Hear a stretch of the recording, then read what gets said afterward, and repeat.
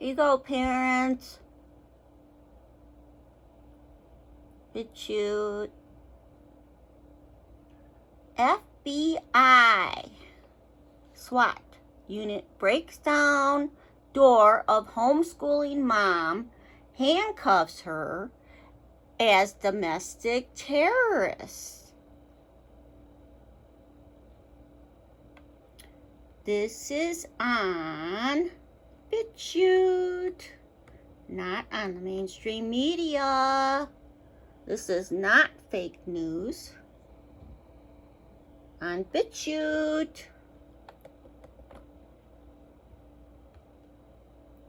Okay, here you go. Yesterday morning, you were homeschooling your children, and what happened? Brandon, thank you so much for allowing me the time to get on here. Yeah, thank you for letting me share. And to your audience, I just want to remind you, this is still the United States of America. We still have a constitutional right to speak, to say what we think and what we believe. And essentially what happened yesterday morning, I was schooling my children and there was some pounding on my door. And I kind of thought, I really didn't know what it was. I didn't know what was going on. I didn't know if it was one of our neighbor kids pounding.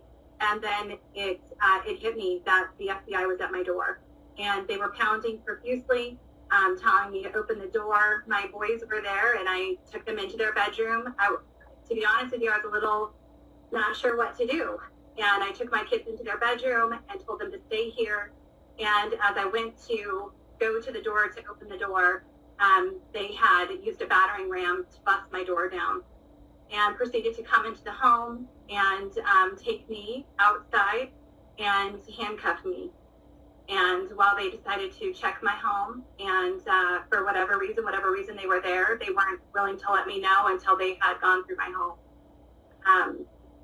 Quite an unbelievable situation yesterday morning. Are you a violent person, Sharona? No, I am not a violent person. I'm not a criminal. Do you have a violent or criminal past? No, I do not. I'm a law-abiding citizen. I'm very supportive of law enforcement, and I love the law. I defend the Constitution, and what happened yesterday was not something I ever thought I would see in my lifetime as an American citizen, ever. What is the name of your organization, Sharona? I run a conservative platform called America's Mom, and it was started to educate parents on legislation that was coming down in Colorado that would adversely impact them or their children. And I was a mom, and I didn't know about the bills that were going through. I didn't understand how they were impacting my kids. And once I did, I wanted everyone to know. And I wanted to educate and inform parents and moms.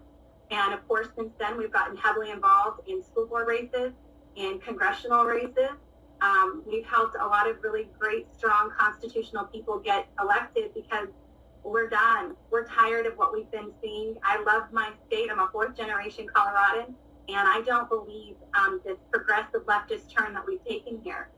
Most recently, I've been a very vocal advocate for Clerk Tina Peters from Mesa County, who has been defending her people, defending their vote, and now having to fight for her own life.